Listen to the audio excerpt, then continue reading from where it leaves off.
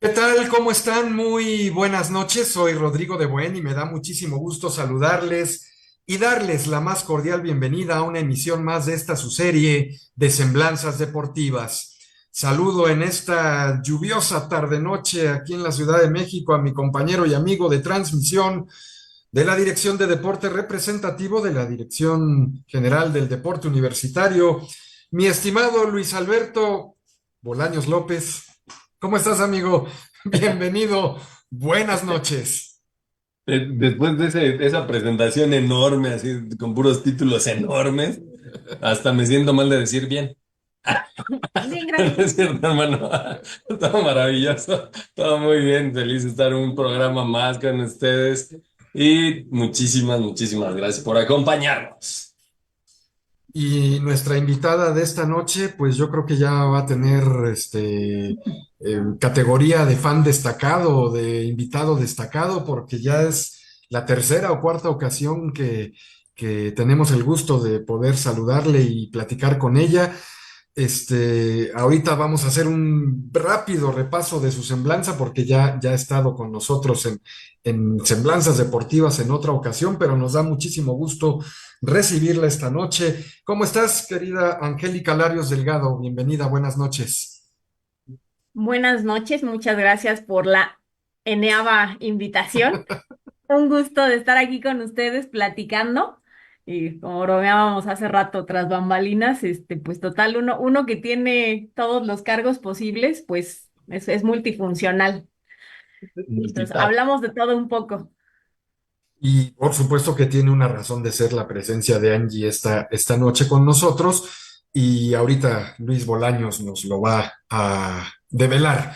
Pero antes, porque finalmente esto es Semblanzas Deportivas, vamos a dar un rápido repaso a lo que fue y ha sido la semblanza de nuestra invitada de esta noche, a quien, como digo, ya hemos tenido el gusto de tenerla anteriormente no solo en Semblanzas Deportivas, sino en este trayecto de hace casi 4 años, amigo, en los distintos programas que hemos tenido, en distintas facetas, sabiendo y conociendo sobre su deporte, la esgrima, y en alguna otra ocasión sobre la práctica y las anécdotas a raíz de su práctica deportiva. Ya la tuvimos, insisto, en Semblanzas Deportivas. Y dado que es aquí, Semblanzas Deportivas, pues Angélica Larios Delgado, esgrimista en la disciplina o en la particularidad de sable, quien tuvo participación en los Juegos Olímpicos de Beijing en 2008 y ahora que está tan de moda esto de los Juegos Olímpicos, seguramente abordaremos más adelante algún comentario o algún aspecto sobre los Juegos Olímpicos con ella, egresada de la Facultad de Psicología de la UNAM, si no me equivoco, también egresada de la Escuela Nacional Preparatoria, el plantel número 6. No, ibas a entrar, pero a la mera hora, el bachillerato, tu papá prefirió que te pagaba todavía el bachillerato y ya después, pero ibas a entrar a Prepa 6, eso es lo que sí me acuerdo. Es Voy bien, correcto. voy Sí, bien, sí, voy sí, bien. totalmente. Con razón lo de Prepa 6 lo tenía tachado, pero dije, no vaya a ser que se me pase. Que tuvo su inicio y por el gusto por su disciplina, por la esgrima, porque de niña veía películas de espadachines y mosqueteros. Es maestra, tiene maestría en psicología del deporte por la Universidad de Educación a Distancia de Madrid. Está estudiando el doctorado en análisis experimental de la conducta en la Facultad de Psicología de la UNAM, presidenta de la Asociación de Esgrima de la UNAM y ha trabajado en la parte de psicología del deporte con alumnos representativos de esta casa de estudio, aquí en la Universidad Nacional Autónoma de México, y es a grandes rasgos, esa es la trayectoria. Si usted quiere ver a detalle aquel programa de Semblanzas Deportivas, solo tiene que buscarlo en nuestra plataforma de deporte UNAM en Facebook y ahí seguramente no nada más encontrará, si pone Angélica Larios, no sé, seguramente no solamente encontrará ese programa con nosotros de Semblanzas Deportivas, sino muchos más que están guardados allí en la memoria y que quedan para siempre en la plataforma de Deporte UNAM en Facebook. Una vez dada este pequeño, gran repaso de la trayectoria de nuestra invitada de esta noche, te paso los controles, mi estimado Luis, para que abordemos con el tema de esta noche a nuestra invitada. Adelante, Luis. Pues sí, justo ahorita estamos más como en una barra, sí de semblanzas, pero vamos a estar cubriendo un poco más la historia de nuestros coordinadores deportivos de las facultades. Y en ese tenor vamos a tener hoy la entrevista con Angie, que pues ya es de casa, ¿no? Entonces yo creo que sería como empezar con esta parte, Angie, de cómo llega Angélica a psicología. ¿Por qué decidiste estudiar psicología? Esa es la pregunta del millón, ¿qué nos lleva a las y los psicólogos a estudiar psicología? Es- Bueno, a mí me llamó la atención psicología, híjole, desde que era súper chiquita, ¿no? A la luz del tiempo, ya después me enteré que pues tengo ahí algunos temas de estas que ahora se le llaman neurodivergencias, pero que en nuestros tiempos le llamaban déficit de atención, espectro autista, pero pues ahorita la forma bonita es decirlo, alguna neurodivergencia y la verdad es que me costaba muchísimo trabajo socializar. Había muchas cosas que no entendía de la socialización, de las interacciones, y a partir de eso, pues fue así como que, ¿pero por qué hacen esto? ¿Por qué se comportan así? No lo entendía, ¿no? Entonces, a partir de ahí empezó mi curiosidad por la conducta y la génesis de la conducta humana. Y pues eso me fue perfilando hacia estudiar psicología, ¿no? Entonces yo lo tenía súper claro en la preparatoria. En realidad tenía todo el perfil para físico-matemáticos, ¿no? O sea, tenía así todo lo necesario para Wow. estar mejor allá. Y de hecho, mi orientador vocacional en la prepa, recuerdo que hasta lloró porque había sacado el examen perfecto, en estos de aptitudes y me decía, no, es que ¿cómo quieres estudiar psicología? Tú eres buenísima para matemáticas, ¿no? Y yo todavía le decía, no, pues es que matemáticas sí las entiendo, ¿no? Lo que no entiendo es la conducta humana, o sea, lo que yo quiero entender es esa parte es la que siempre me ha gustado y siempre me ha fascinado, ¿no? Porque las personas hacen ciertas cosas o no hacen ciertas cosas que aparte que parecería contraindicativo, ¿no? O sea, simplemente las cosas tan sencillas de por qué las personas fuman si eso les va a hacer daño, porque las personas no tienen hábitos saludables y saben que a largo plazo está toda esta información de que les va a tener comorbilidades, ¿no? O sea, ¿por qué, no? Ese tipo de cosas siempre me causó curiosidad. Y no te Híjole, arrepientes, por supuesto. No, por supuesto que no, fue lo correcto. Hubiera sido doblemente, triplemente autista si me hubiera ido a ingeniería o a física. O sea, sí sería muy buena, pero estaría totalmente abstraída en mis ecuaciones y en mis procesos mentales. O a lo mejor ya estarías en la NASA. Sí, pero ahí hay muchos. La otra parte es más divertida. Adelante, Luis. fíjate, ahí desde ahí se ve un perfil, ¿no? En el que le gustan los retos. Así, eso ya lo tengo dominado, entonces no quiero entender lo otro y entonces me voy por el otro lado. Desde antes ya estabas recuérdanos un poquito, ¿desde cuándo te encontraste con el deporte? Con el deporte ya, bueno, A con nivel tu disciplina competitivo. o con el deporte, ¿no? Ujú. Sí, no, deporte siempre hice, ¿no? O sea, desde la secundaria, pues sí, justo yo también tenía esta necesidad, sí, siempre era como muy hiperactiva, ¿no? Entonces, ya sabes, así, primaria, secundaria, pasé por todos los deportes obligados, hice fútbol, hice voleibol, hice básquetbol, ¿no? O sea, siempre hice algo, ¿no? Incluso en algún punto hasta un poco de atletismo, ¿no? Esta cosa de andar ahí saltando, que te ponían a saltar los botes de basura, el salto del tigre y todas esas cosas. De todo le hice un poco, pero ya en la prepa pues encontré justo mi verdadero amor, la esgrima, y ya en preparatoria ya empecé a practicar la esgrima, ¿no? Y pues desde que entré a esta esgrima me comprometí al 100 desde el momento uno, desde que estaba en prepa, ¿no? Entonces, antes de egresar de prepa ya estaba teniendo medallas en lo que antes eran juegos, en las Olimpiadas Nacionales, ¿no? Con poquitos años de llevarlo practicando ya empecé a tener resultados, ¿no? Entonces ahí fue ya desde la prepa que ya me metí a este mundo del deporte ya de lleno y sobre todo con muchísima motivación porque era el deporte que era para mí. Corrígeme si me equivoco y si la memoria no me falla, nos contaste en aquella ocasión que ya que entrabaste a la facultad a estudiar psicología, una vez que habías pasado lo del examen de admisión y que fuiste admitida, todo esto, Ujú. este, pues te toma en tu momento de mayor, como acabas de decirlo, compromiso y crecimiento dentro de tu desarrollo deportivo, ¿cierto? O sea, Sí. tuviste que ir campechaneando en donde a veces tenías que quizás que ponerle pausa a la escuela para dedicarte más de lleno al esgrima, ¿no? Sí, ya la parte competitiva de buen nivel, sí, una parte ya me agarró ya estando en la universidad, ¿no? O sea, incluso sí, afortunadamente, pues mis maestras y mis maestros de la facultad fueron siempre súper comprensivos, ¿no? En algún momento sí recuerdo que una de las materias, aparte de las más difíciles, yo la metí con el maestro así, el mejor, pero el más difícil, que era estadística.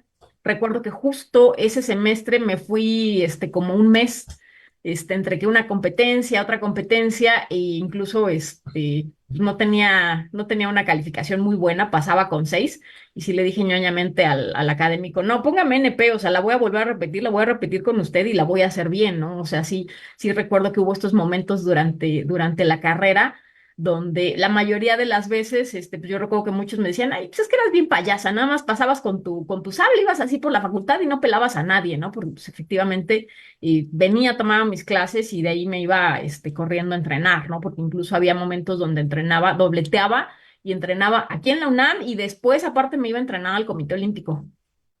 Entonces sí fue justo un momento bastante divertido. ¿Te acuerdas en qué momento de tu etapa estudiantil te tomaron los Juegos Olímpicos de 2008 de Beijing? Sí, sí, ya había egresado. Ahí afortunadamente lo que fue el ciclo, yo acabé mis créditos y la parte de la carrera en 2003, 2004.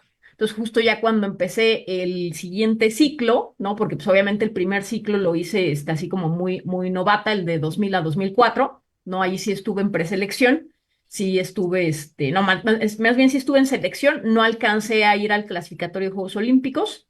Y ya en 2004, aparte me cambio de arma y ese ciclo olímpico ya lo hice de lleno, ya habiendo egresado, ¿no? Entonces, pues obviamente sí ya me pude dedicar todavía más, ¿no? Entonces sí, ese primer ciclo lo hice todavía estando estudiando la carrera y ya el bueno, el que clasifiqué a Juegos Olímpicos, ya había terminado mis créditos, ¿no? Incluso hasta en el Inter me titulé. En esta amplia y vasta trayectoria que tienes, Angélica, hay un común denominador siempre contigo porque has viajado mucho, has salido mucho, te has ausentado de repente por cuestiones de academia, de entrenamiento, lo que sea, pero siempre está como, no tu ancla, pero sí como ese lugar, en términos de psicología, si quieres, seguro que tienes en el más amplio sentido de la expresión, y lo digo con mucho respeto, por supuesto, este, que traes tú también ahí en tu uniforme. O sea, siempre está la UNAM, siempre está la UNAM, siempre está Deporte UNAM, siempre está la psicología, tu formación académica puesta al servicio de Deporte UNAM. Platícanos un poquito de eso antes de llegar a esta parte que era la que te preguntaba Luis al principio, de cómo es que llegas ya, ya supimos cómo llegaste a la Facultad de Psicología en Ujú, esta parte o etapa estudiantil y que ujú. sigues siendo estudiante con esto del doctorado. Ok. Pero esta parte, esta otra parte, ahora con una responsabilidad, siendo coordinadora deportiva de tu facultad. Entonces, ¿cómo ha sido para ti el tener todo este amplio bagaje de viajes, de cultura, de formación y que siempre está tu casa, la Universidad Nacional? Ay, pues esa se responde bien fácil porque al final, pues mi papá, en paz descanse, fue académico de la universidad. Entonces, mis primeros recuerdos, así, lo primero de los primeros recuerdos que tengo es justo de la UNAM. Nos traían obviamente al programa de verano, ¿no? Que ya está empezando, por cierto. Yo fui niña, pumita del programa de verano infantil que tenían, ¿no? Entonces yo tengo así recuerdos desde que era súper chiquita, ¿no? Por ejemplo, recuerdo las lámparas que están en las islas. ¿no? Las recuerdo perfectamente, recuerdo muchas partes como de la Facultad de Ingeniería, ¿no? Cuando iba con mi papá, ¿no? Entonces, pues digamos que ese amor se lo tengo por mi papá y siempre fue la idea como que yo quiero ser como mi papá, ¿no? Yo quiero trabajar en la UNAM, quiero trabajar en ese lugar que aparte para mí se me hacía como, es bellísimo, ¿no? O sea, tengo recuerdos, de las islas, de la alberca, ¿no? Entonces, yo siempre quise trabajar en la UNAM, ¿no? Cuando ya estaba acabando mi proceso deportivo, cuando me retiré en 2012, incluso yo tuve la oportunidad, me ofrecieron quedarme en Italia, o sea, psicóloga del deporte, olímpica, no había hecho muy buen clic ahí donde estaba entrenando y me dijeron, "Pues, ¿por qué no te quedas, no? O sea, si allá no te están dando el apoyo y el reconocimiento, aquí tú nos servirías muchísimo, ¿no? Tienes muchísimo potencial. Y pues yo en realidad sí les contesté así de, pues no, o sea, yo quiero regresar y quiero trabajar en la universidad, quiero seguir ese camino, ¿no? Entonces, pues obviamente esa parte del afecto está así, no está de este lado, sí, aquí está, de este lado en mi corazoncito. Muy bien. Luis, Quedó estadísimo. Y fíjate, esta parte ya habías hecho. Bueno, yo quiero hacer un paréntesis así, quiero que se resalte. De que te encontraste con la esgrima, a que estabas en Juegos Olímpicos, ¿cuántos años pasaron, Angie? ¿De qué? ¿De Juegos Olímpicos? ¿De cuándo para cuándo? De que te encontraste con la desde Ah, de esgrima ya. chavita. Cuando empecé hasta que esgrima, llegaste a Olímpicos, ¿cuántos años pasaron? 10. Empecé esgrima en el 98 y fui a Juegos Olímpicos en el 2008. O sea, una carrera vertiginosa, Ujú. ¿no? Hay gente que se tarda O hay el gente que no lo doble, logra. hay gente que no lo logra, Ups. ¿no? Sí. Pero digo, somos muchos, muchos más los que no lo logramos, ¿no? A lo mejor. Ujú. Pero ese punto que para mí sí es bien importante resaltarlo, ¿no? Ujú. En 10 años has pasado de empezar con una disciplina a estar en el máximo nivel competitivo. Así de sencillo, ¿no? Sí. Entonces, sí lo quiero poner así como que ahí hay algo, ¿no? Ahí había una cualidad y más cualidad también creo que muchísima entrega, ¿no? Por lo que decías de la pasión, de que siempre fue como lo que más te gustaba, ¿no? En las películas y todo el rollo, pues ahí estaba, ¿no? Yo Entonces, creo ese número no está que nada fácil. Yo creo que se conjugó todo, ¿no? Sí, o sea, sí, si haces cuentas, en realidad yo ya estaba en selección nacional en 2001, ¿no? O sea, te estoy diciendo que en 3, 4 años ya estaba en selección nacional juvenil, ¿no? O sea, porque recuerdo perfectamente que mi primer viaje como selección nacional fue en 2001 y aparte fui selección nacional mi primer año de novata de juvenil y de mayores el mismo año, ¿no? Entonces, literal di el salto en cosa de 4 años, ¿no? En 4 años ya estaba en selección nacional.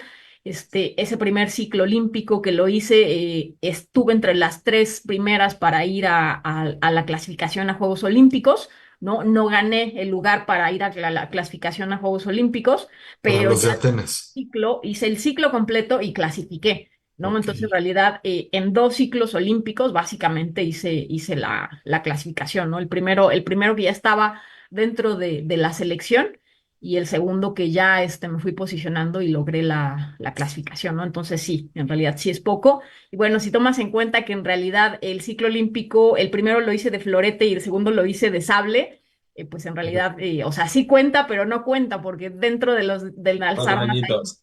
hay diferencias, ¿no? Es una categoría diferente, ¿no? Entonces, pues más bien, sí hay mucho de esto, de lo que yo creo que sí, natamente sí hay cosas que ayudan muchísimo, ¿no?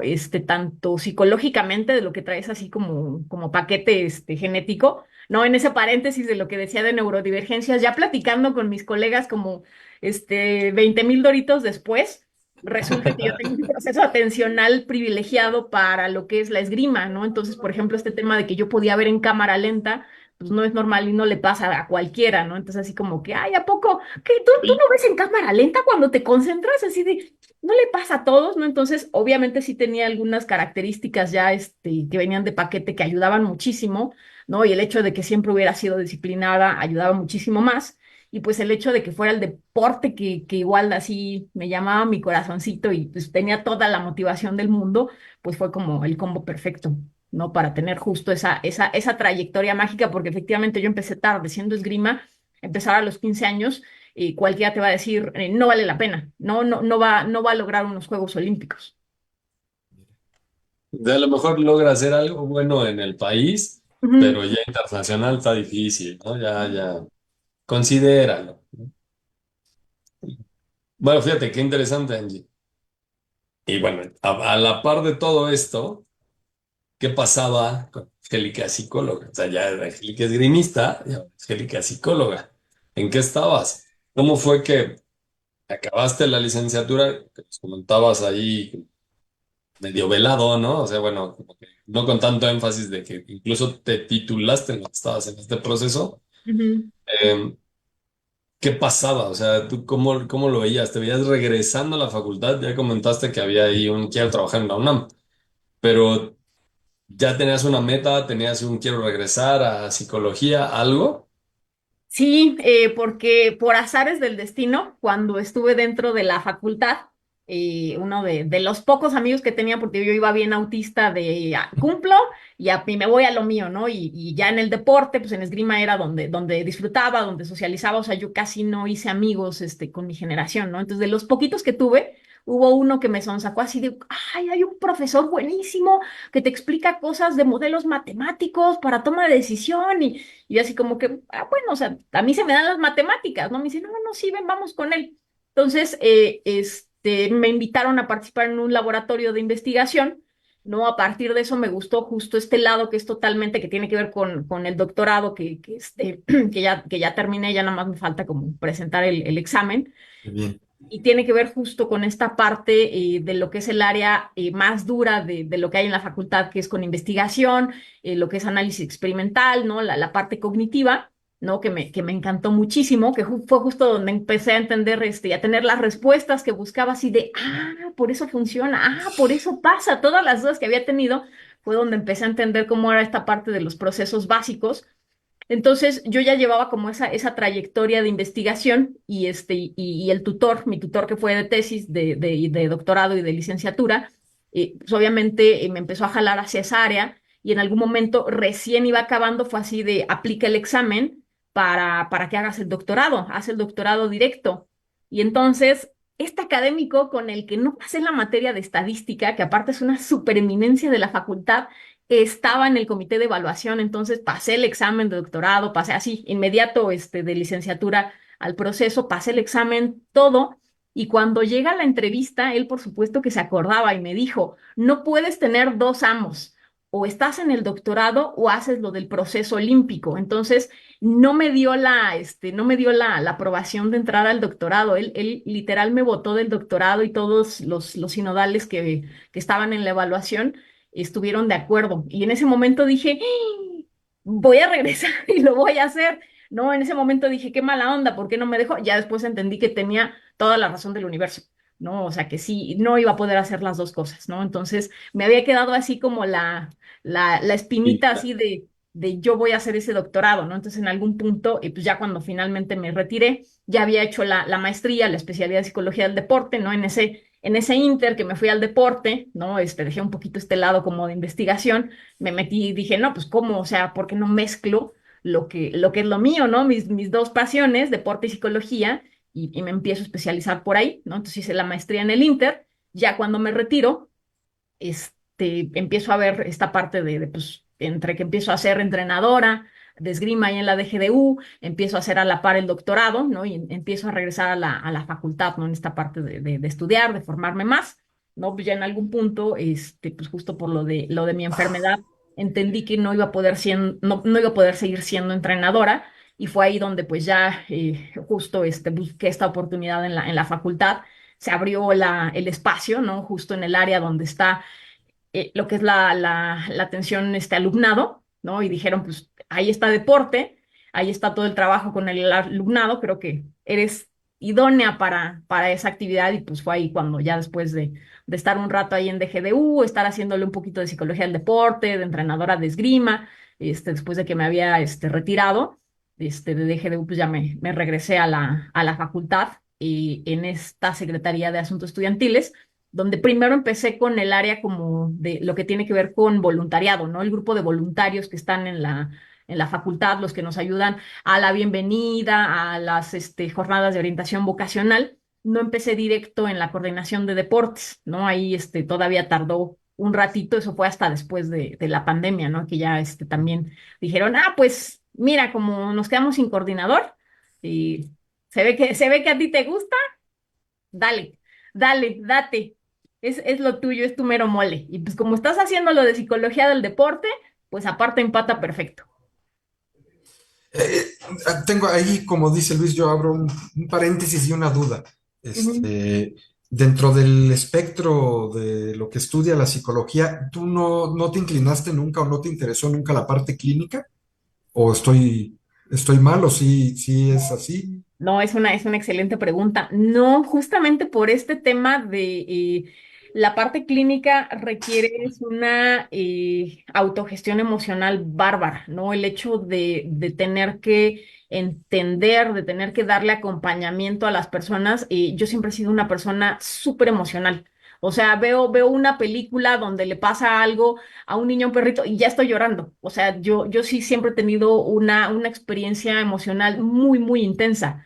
¿No? Entonces sabía que si me iba a la clínica iba a acabar llorando con mis pacientes, ¿no? Entonces eso estaba así como que no, o sea, yo no tengo el corazón, el feeling, las emociones para hacer clínica, ¿no? Sin embargo, pues otros 20.000 doritos después, a partir del trabajo de psicología del deporte, a partir de otras cosas que ya me empecé a meter en estos temas de violencia, de género, empecé a bajar temas de violencia en el deporte, ¿no? Estamos llevando procesos nuevos de intervención de emociones, pues obviamente he tenido muchísimos más aprendizajes y reforzamientos y pues incluso sí he tomado cursos para dar acompañamiento a personas en crisis en situaciones de violencia, ¿no? Entonces, que pues obviamente Ok. son las situaciones todavía más complicadas, ¿no? Dar un acompañamiento a alguien que sufrió violencia, que en el momento pues tiene estas emociones. Ya después entendí que pues sí, todo lo que aprendí de psicología del deporte, todo lo que se trabaja de emociones en el deporte, pues en realidad el reforzamiento de gestión emocional es increíble, ¿no? Es una parte fundamental. Justo eso ahora te iba a preguntar. No te fuiste a la parte clínica, pero en la parte de psicología del deporte sí tenías que ver con las emociones, ya fuese individuales o colectivas de un Ujú, representativo o de un atleta, ¿no? ujú, Entonces, quizás visto o analizado no como su terapeuta personal, ¿no? Como dices ujú. tú, como terapeuta clínico, ¿no? Pero no dudo que en la experiencia que te haya dejado esta parte de la psicología deportiva y el trato o el trabajo que hayas llevado a cabo ya fuese de manera individual o, insisto, colectiva, con los chicos y las chicas, necesariamente tuviste que ver el tema de las emociones, ¿no? Y el Sí, manejo de situaciones, de ansiedad y de preocupación ante una competencia, ese tipo de cosas que precisamente para eso está esa parte de tu chamba, de tu trabajo, ¿no? Más allá de lo que el entrenador o la entrenadora les ponga a los alumnos, está esta parte me imagino, ¿no? Ahora sí que estoy hablando desde mi ignorancia, pero ujú, con ujú. un poquito de lógica, cómo encauzar precisamente esos miedos, esos temores o esas emociones de manera positiva, ¿no? De cara a una competencia, supongo. Sí, sí, no, o sea, justo, o sea, te digo, yo al inicio, o sea, sabía mi incapacidad al respecto, no sabía que esa área no se me iba a dar, ¿no? Esta parte de hacer investigación, así como que no, esa es para mí perfecta. Ya obviamente, pues cuando egreso y empiezo toda la parte de la carrera deportiva, ¿no? Esa parte empieza a dar giros, o sea, todo lo que aprendí ya después, cuando tomé la especialidad de psicología del deporte, que me di cuenta así de pues si alguien me hubiera dicho esto, hubiera sido diferente, así de, ah, mira, en esa competencia tuve un ataque de ansiedad, no sabía que se llamaba así. Ah, mira, aquí tuve un tema de depresión, ¿no? Mira, o sea, no, toda la parte que la hice como deportista la hice totalmente intuitiva, ¿no? Entonces ya después que empecé a tener estas herramientas y como te digo, llegué al área de atención estudiantil, tenemos mucho contacto con el área de centros de formación. ¿No? Entonces, como esta parte de cómo darle al alumnado de la facultad todas estas herramientas que necesitan, llevamos toda la formación extracurricular. Entonces, obviamente eso me obligó, ¿no? O sea, al final lo evité tanto y al final le acabé dando la vuelta para, pues sí, llegar a ese momento, ¿no? Obviamente, pues he tomado varios cursos, varias capacitaciones. No es mi especialidad como tal la clínica, pero sí, obviamente he desarrollado muchísimo, sobre todo por el concepto que estamos desarrollando de psicología del deporte y de aplicación en el deporte de la facultad, que va orientado completamente al tema de salud mental, ¿no? O sea, no puede haber rendimiento deportivo, no puede haber deporte si no hay salud mental. Sin duda. Mi ¿no? estimado Luis, Y justo, fíjate que, eh, digo, a la par de esta situación de salud mental, pues no diría yo boom, ¿no? Pero esta atención que ahora pone tanto la universidad en esta parte de los temas de género y en esta parte de los temas de, pues hasta de acoso, ¿no? De violencias, estas violencias que habíamos normalizado muchísimo. También ahí traes una partida muy interesante, Angie. Cuéntanos un poquito de esto, ¿no? Sí, sí, no, esa parte sí está súper interesante, ¿no? Porque digo, ya es en este momento donde me regreso a la facultad, empiezo a tener este cargo administrativo me lleva por extrañas razones a estar en este tema de los mesas de negociación cuando fueron los paros feministas, ¿no? Pues no era mi tema, me empiezo a involucrar, me empiezo a capacitar y a partir de una capacitación que tomo, me doy cuenta que yo había sufrido violencia en el deporte, ¿no? Y así de, "Ah, que eso no era normal, no estaba bien, ¿no? Y empiezas a deconstruir tus propias violencias, así de, ay, mira, yo también lo hacía, ¿no? Así de, ay, andarnos burlando así de las personas, oh, ¿qué crees? Eso era violencia, o que te estuvieran insinuando, que qué bonitas pompas tienes, ah, eso no es normal y no está bien, ¿no? Entonces, hasta que no regresé a la academia, y me involucré con las especialistas de la facultad, fue así de, oh, mi Dios,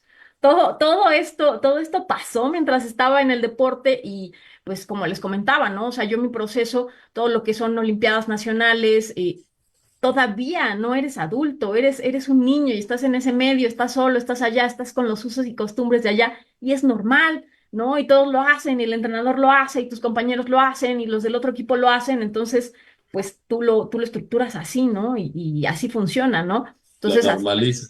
ujú. Hasta que llego en la facultad me empiezo a meter en este tema de atención al alumnado y cómo da ese boom justo durante la pandemia, después de la pandemia, todo lo que pasó en la universidad con los temas de género, ¿no? Y te digo, justo en este involucramiento con estas áreas de atención, con el área de atención de la facultad, ¿no? Que tiene sus áreas de violencia, de sexualidad, ¿no? Entonces, obviamente, a la hora que empiezo a trabajar para la comunidad de la facultad, empiezo a tener muchas herramientas que, pues, a la par voy también jalando para el proyecto de psicología del deporte, que ya en el momento que nos quedamos sin coordinador y que me dicen, pues, Angélica ya está ahí, que se haga cargo, ¿no?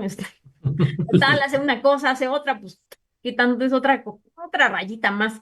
Total, ¿no? Entonces, justamente ya empiezo a incorporar todo esto todo esto que ya traigo de bagaje sobre los temas de violencia. En algún punto cae hay un tema de colaboración con la Autónoma de Nuevo León, les ayudamos a hacer un doctorado, ¿no? Entonces yo ya me empiezo a involucrar más también con la parte académica de psicología del deporte, pero siempre llevándola a la par de lo que es la coordinación de deporte, ¿no? O sea, es como lo que todo psicólogo del deporte quisiera, poderle decir al que toma las decisiones, al administrador a cargo, cómo hacer las políticas públicas, ¿no? Entonces, en algún momento fue así de, oh, diablos, yo soy aquí la responsable del deporte, yo puedo escoger cómo hacer las políticas públicas de mi pequeño nicho, de la facultad, ¿no? Entonces, le hemos estado metiendo mucho de esto a lo que es el trabajo de la coordinación de deporte, todo con ciencia aplicada, psicología del deporte, ¿no? Esta parte de uno, ¿no? Visibilizar el deporte como un espacio de aprendizaje, ¿no? Entonces, en algún punto,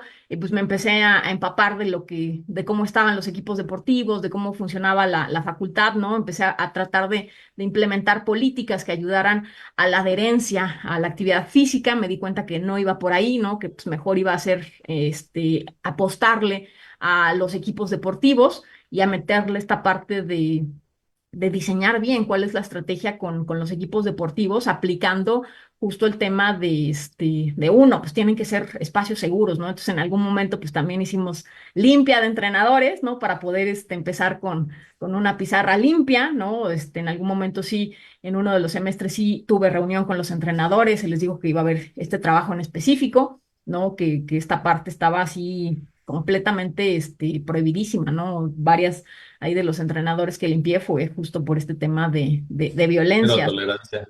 que Sí. ejercían, ¿no? Entonces, pues, se hizo la parte administrativa, ¿no? Se juntaron las evidencias para que no hubiera problema y se le dio salida a estos entrenadores y justo es lo que estamos retomando, ¿no? Tener este espacio. En alguna de las pláticas también que tuvimos con los entrenadores, en algún momento les dije, aquí el objetivo no va a ser ganar, ¿no? Y uno sí me dijo, ¿cómo? O sea, a mí toda mi vida me han dicho en el deporte que tengo que ganar. Y tú me estás diciendo que no, Angélica. Le digo, sí, efectivamente. Aquí el objetivo con los equipos representativos de la facultad es que aprendan, se diviertan y disfruten su deporte. Y el resultado va a salir por sí solito, ¿no? Entonces, pues empezamos a meter esta como reingeniería, ¿no? Empezamos con el proyecto de Fénix, ¿no? La facultad nunca tuvo una mascota, ¿no? Entonces, desde esta visión de psicología del deporte, yo entendí que pues era absurdo, ¿no? Así de, pues, ¿cómo no hay mascota? No puedes tener un deporte si no tiene identidad propia, ¿no? Entonces, hicimos todo el proceso de selección, de votación, ¿no? Porque fueron los mismos equipos deportivos, se hizo una terna, lo votaron, lo participamos con la comunidad. Ya una vez que teníamos el concepto, ¿no? Que pues aparte era muy bueno, ya el equipo de porras y animación había estado utilizando esa mascota, ¿no? El Fénix, ¿no? Porque este concepto empataba bellísimo con la idea de lo que es la psicología, ¿no? Al final, tú en el proceso terapéutico le ayudas a la persona a que resurja de sus cenizas, ¿no? Entonces, quedaba así como la identidad súper bien con la facultad. Ya después hicimos el tema de que nos hicieran el diseño, la imagen, ¿no? Entonces, para empezar a generar identidad, ¿no? Con los colores que están ahí, para la facultad, ¿no? De esta parte de la tradición institucional, ¿no? El morado, ¿no? Empezar a que se identificaran con algo, a tener esta identidad, ¿no? Entonces, pues han sido como bastantes cosas que he hecho en la coordinación, pero todo siempre de la mano, desde la perspectiva de la intervención de psicología del deporte, que pues la mayoría luego no sabe que también va hacia la parte de la administración del deporte, ¿no? Rara vez se le da la oportunidad al psicólogo del deporte de intervenir en las políticas públicas y pues en este caso pues fue así de momento. Yo aquí soy juez y parte. Yo aquí puedo decidir qué hacer y hacer y hemos estado aplicando instrumento, haciendo mediciones, ¿no? En algún momento también lo del valor curricular, ¿no? Aunque no está como tal obligatorio, lo hicimos voluntario, ¿no? Entonces hay académicos y académicas que le están dando valor al deporte por gusto, porque ellos creen en el proyecto, ¿no? Que tiene todavía mucho más valor que si llega la obligación institucional tienes que La incorporarlo en instrucción. tu materia a fuerzas, ¿no? Los que están participando han participado voluntariamente, ¿no? Entonces en uno de los semestres tuvimos 20 grupos. Pero te estoy hablando que de esos 20 grupos, 13 eran de una generación completa, ¿no? Entonces, pudimos atender a toda una generación en esto y fue justo eso que nos dio como este boom con esa generación que entró el año pasado, de que muchos se metieron a los equipos representativos, ¿no? Entonces yo de repente dupliqué la cantidad de personas que había en el deporte, ¿no? De tener 200, ¿no? Porque pues, a la hora que estás comprando uniformes, de repente, o sea, ya fueron muchos más que el año pasado, ups. Perdón, perdón, directora, perdón, jefe, pero soy víctima de mi propio éxito. Y un éxito que se ha dado relativamente en poco tiempo, lo cual nos habla de la capacidad de organización y de implementación, como lo está platicando Angie, de sus ideas, de sus conceptos, de su método. Hay algo antes de que, porque ya estamos entrando en la recta final, Mm. pero porque yo recuerdo que en el programa anterior, hace algún tiempo contigo, la respuesta que diste al respecto fue muy importante desde tu trinchera, desde tu óptica y desde tu visión.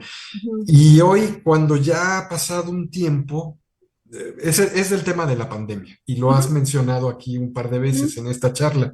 Sí, sí, sí. ¿Cómo ves tú a 2 años de que salimos de la pandemia y 4 de que inició una de las etapas pues más difíciles, más terribles, más duras eh, de la existencia humana en el planeta? Algo a lo que quizás estábamos o estuvimos acostumbrados a ver en películas, pero no a vivirlo en carne propia, con todas las historias crudas y de saberse sobreponer ante una situación, insisto, tan dramática y caótica a la que nos enfrentamos. ¿Qué secuelas ves tú? Y secuelas me refiero no a las propias Sociales. que podríamos hablar con un médico Sí, sí, en sí. cuanto a lo que haya dejado la enfermedad. No, me refiero a esta parte que dice Luis, Los efectos de sociales, salud mental. exactamente. Sí. A 2 años de esto y que de repente recientemente estamos viendo un como rebrote dentro Ujú. de nuestro país y sabemos de muchos conocidos o personas o familiares que recientemente han vuelto a contraer el virus. ¿Qué nos puedes decir al respecto, Angélica?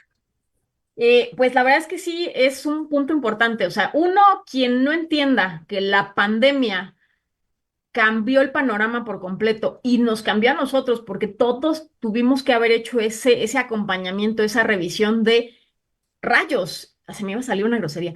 Rayos, era así antes y ahora soy así ahora. O sea, yo lo percibo. O sea, yo sí he hecho esos propios procesos de reflexión de decir, es que sí me cambió muchísimo, ¿no? O sea, haces este recuento de cómo te cambió y uno, cada persona tendría que hacer eso. Dos, el problema es que cuando lo vas sumando, porque estamos hablando de casos individuales y entonces Luis tiene su reflexión y Rodrigo tiene su reflexión y todos van haciendo su reflexión, pero a la hora que lo sumas, y a la hora de hacer políticas públicas y a la hora que lo pones en generaciones, porque no es lo mismo lo que nos pasó a nosotros, que ya estábamos formados, que ya éramos adultos, y, pues, mal que bien, nos podemos mantener nosotros solos, a veces nos cuesta trabajo, pero ya tenemos las herramientas básicas y demás, pero no es lo mismo. Los niños que crecieron en pandemia, no es lo mismo si tenían de 0 a N años, no es lo mismo si tenían de 4 a 5. este, Híjole, Entrando a la adolescencia, o sea, yo te lo puedo decir, o sea, tengo una mascota, tengo una gatita que fue gatita de pandemia, creció en la pandemia y tiene problemas de apego. Y te estoy hablando de un animalito, ¿no? Entonces, exponencia eso a lo que pasa con la psique humana, ¿no? En términos de salud mental, como les platico, ¿no? Pues ahí en la Facultad de Psicología, pues obviamente aparte tenemos este vínculo con este centro de salud mental que se hizo en la facultad.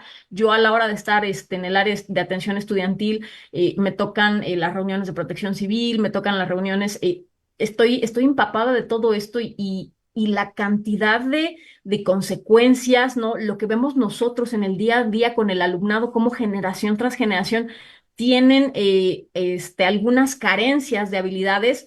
Es impresionante, ¿no? Entonces, justo, pues obviamente yo desde mi trinchera, la posibilidad que veo de a través del deporte subsanar estos huecos, estos espacios de aprendizaje, porque ese es el tema. Lo que se perdió con la pandemia fueron espacios de aprendizaje, de comunicación, de socialización, de trabajo en equipo, todo lo que son las habilidades blandas, ¿no? Y todo lo que nosotros que estamos en el deporte sabemos que el deporte te lo da. La base del deporte son esas habilidades blandas, que aparte son la base del desarrollo del rendimiento, ¿no? Y una que es pilar que viene súper tocada, súper trastocada, es el tema de la gestión emocional, ¿no?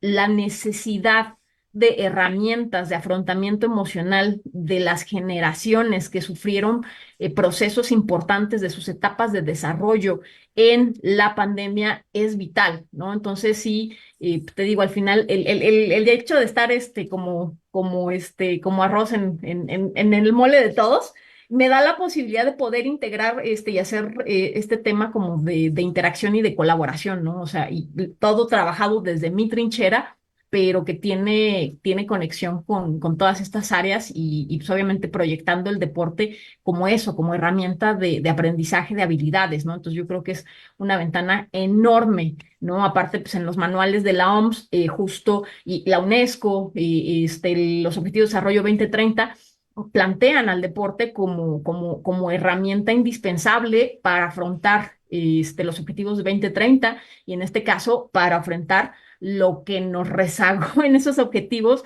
la pandemia, más otros que todavía estábamos muy lejos de cumplir, ¿no? Entonces, el deporte es una herramienta mágica bien implementada, ¿no? Entonces, justo el tema de aplicar ciencia y más la ciencia dedicada a la conducta, al cambio conductual, la psicología, pues obviamente tiene muchísimo que aportar, ¿no? Entonces, pues es lo que vemos, lo que estamos trabajando y lo que estamos tratando de abordar también como para contrarrestar estos efectos de la pandemia que son enormes. Así a bote pronto, ¿qué respuesta darías a cómo ves tú a futuro? ¿Cuánto tiempo nos va a llevar poder sacar adelante estos problemas que dejó la pandemia tras de sí?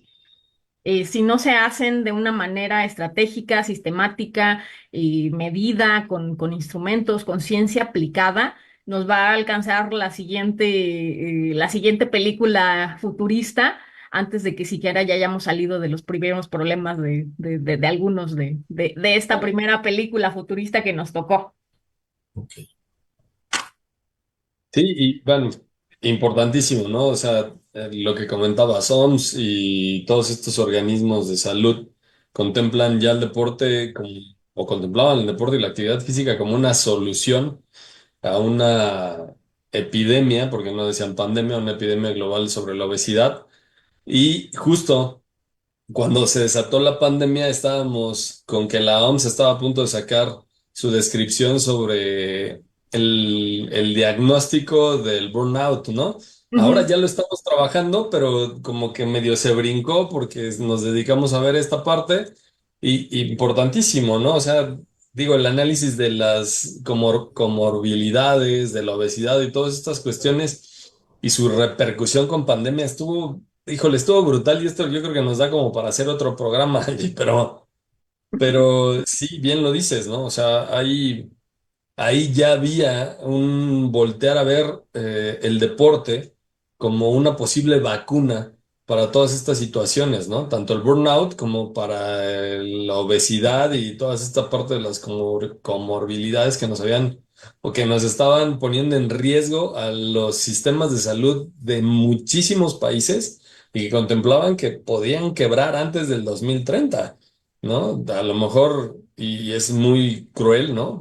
Yo no he visto ya muchos indicadores, pero cómo cambiaron estos indicadores con todas las pérdidas sensibles, las lamentables pérdidas humanas de la gente que tenía estas comorbilidades, ¿no? Esta obesidad, esta hipertensión, esta diabetes, todas estas cuestiones, híjole. Y agrégale la parte mental, que era lo que también decía ella.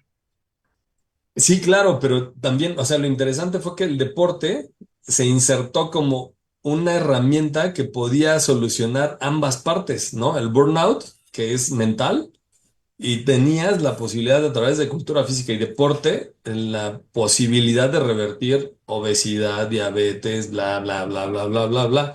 Entonces, el deporte se insertó como el eslabón que podía anclar ambas problemáticas, pero como para aterrizarlas y poderlas curar, ¿no? Entonces se veía como o desde ahí se planteó ya como una posible vacuna para un aspecto que tenía que ver con dos ramas de nuestras personas, ¿no? De nuestras poblaciones.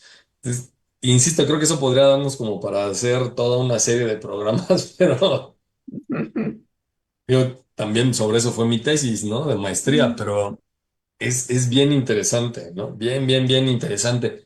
Y Angie, te queríamos preguntar sobre cuestiones olímpicas antes de irnos. Tú que fuiste olímpica y ahorita que estamos en el boom olímpico. ¿Qué nos podrías comentar sobre esto? O sea, la mayoría de la gente no dimensiona lo que es esta parte del boom olímpico, ¿no? Los ven ahí y dicen, sí, pues ahí están, ¿no? Sí, qué chido, pero el trabajo que hay detrás de llegar a unos Juegos Olímpicos y lo que representa estar en unos Juegos Olímpicos y pequeñísimo universo que son esta comunidad olímpica, y no solamente en los países, sino en el mundo. Ujú. ¿Qué nos podrías contar sobre eso, sobre los valores, sobre lo que te dejó esta parte del olimpismo? Uf, bueno, sobre Brevemente. todo, Muy brevemente, porque estamos como a 5 de que nos corten así, nos cierren la cortina. sí, sí, sí, no, o sea, lo que me dejó, o sea, le debo mi vida al deporte, le debo, obviamente dejé muchas cosas, lo volvería a hacer, ¿no? En este tema de que pues, me acaban de operar, el tema de que el deporte de alto rendimiento no es saludable, pones tu físico y tu mente bajo estrés, pero es solo para algunos locos que quieren poner su cuerpo y su mente en ese nivel, entonces yo volvería a pagar el precio sin problemas, ¿no? O sea, creo que lo que me ha dado en aprendizajes y se paga 20,000 pesos la rodilla que me acaban de cambiar. Entonces, esa parte, ¿no? O sea, no podría acabar de explicar todo lo que he aprendido y todo lo que yo le siento de gratitud y siento que le debo de retribuir al deporte. No, por otra parte, pues sí me gustaría comentar en este sentido a todos estos expertos de sillón que por favor no hagan sus comentarios. Ya me cansé de pelearme en redes, me cansé de tratar de explicarles, ¿no? He Porque se les visto. hace muy fácil decir, ay, que se regresen nadando, ¿no? Cuando, a ver, espérate, o sea, están entre los 32 mejores del mundo en la máxima justa, ¿no? Entonces, no es una cosa fácil. El hecho simplemente de estar ahí ya es un logro. Para cómo está el sistema deportivo, que no voy a entrar en eso, que siempre ha sido deficiente, que no tenemos un sistema deportivo ni remotamente cercano, es un gran logro. Muchos de ellos siempre, todos, absolutamente todos, mucho de eso lo logramos con recursos propios, ¿no? Entonces, por ahí alguno que dijo, mis impuestos se van ahí, sí le contesté, no, perdón, papito, tus impuestos no están ahí. ¿No? Entonces, por favor, ¿no? Esa parte yo creo que sí tenemos que visibilizar y socializar y ser más empáticos porque eso solo retribuye a que tengamos espacios más negativos y más violentos, ¿no? Y pequeña última reflexión que pasó súper desapercibida, los deportes olímpicos, los Juegos Olímpicos, la inauguración, el boom, demás, pero todos sabemos que empiezan unos días antes, entonces yo no sé si vieron por ahí las notas de que empezó en realidad con el pie derecho, atentando contra las reglas de fair play, ahí en un partido que hubo entre fútbol, Marruecos, ¿no? Una cosa Nada. horrible, anti-fair play que hubo, de que se metieron al campo, de que estaban 15 minutos de reposición. así Sí, horrible sí. que dices, eso no es deporte, ¿no? Y el escándalo de este tema del espionaje de la entrenadora de Canadá, De Canadá. también vergonzoso, ¿no? Sin embargo, hay que hacer la reflexión de que eso es el reflejo perfecto de lo que está pasando con la sociedad. O sea, ya en el momento donde el deporte olímpico, que es la cosa donde más se deberían de reflejar estos valores de fair play, empieza a caer así, pues tenemos que voltear a ver qué estamos haciendo mal, ¿no? Porque eso tiene que ver, eso es un reflejo directo de la precariedad y las carencias que tenemos como sociedad, que tenemos como humanidad.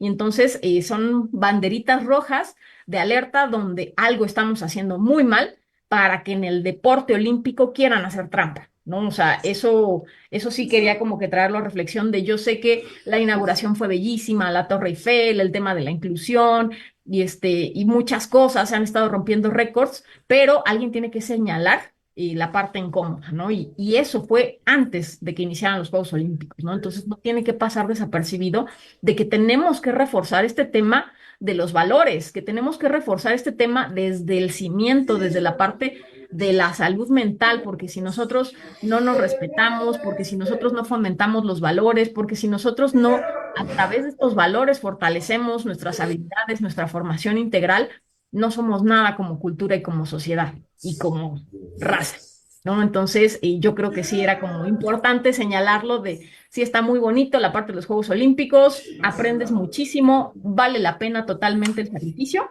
Hay que ser menos críticos con los deportistas porque no saben lo que cuesta estar ahí, pero es importante que reflexionemos sobre qué pasó ahí, por qué están habiendo estos eventos donde dices eso es la antítesis del concepto de fair play. Y además, viniendo de eventos como la Eurocopa y la Copa América, que finalmente el fútbol en esta parte comercial pierde como que de vista esto que está señalando Angélica y se traspoló a los Juegos Olímpicos, ¿no? Tanto en varones como en la parte esta femenil con el espía canadiense o la espía canadiense. Entonces, ahí habría que tomar, o como para materia de estudio, como dice Angélica, que fue en el fútbol, esto que pasó, ¿no? Curiosamente. No quería Entonces, decirlo, pero sí. así, Sí, así las digo, yo creo cosas. que Pierre de Coubertin se debe estar revolcando en su tumba, ¿no? Con esto de la antítesis de verdad de la Carta Olímpica, que, híjole, creo que todos los deportistas deberían de leer y de tenerla así como al lado del buró, no al lado del buró, en el buró, ¿no? Como para que cada que la duden o que estén pensando en hacer algo, deberían de leerla antes de tomar una decisión. Pero, híjole, es gravísimo, pero hablan mucho de un ganar a costa de todo, ¿no? Que Así es como es. este campeonismo que va Ujú, muy lejos de lo que es los valores del fair play, que en Y algún de, momento han tratado de llamar deportivismo, ¿no? Que es el espíritu deportivo, que es esta y, parte de la ujú, justa deportiva, del fair play, a final de cuentas. ujú. pues chicos, ¿qué creen que llegamos al final? Nos falta siempre tiempo cuando charlamos con Angélica Larios, a quien le agradecemos una vez más el que nos haya eh, acompañado, haya aceptado la invitación y nos haya derramado su conocimiento a través de esta charla entre amigos, con nosotros y con ustedes. Muchas gracias, Angie, nuevamente por haber estado aquí en Semblanzas Deportivas. Muchísimas gracias por la invitación y pues gracias a los que nos vieron, a los que nos van a ver ahí después en la grabación. Y pues yo feliz y encantada pues, siempre de hablar de estas cosas bonitas que me encanta, que es el deporte. Gracias, hasta pronto y hasta siempre. Querido Luis, muchas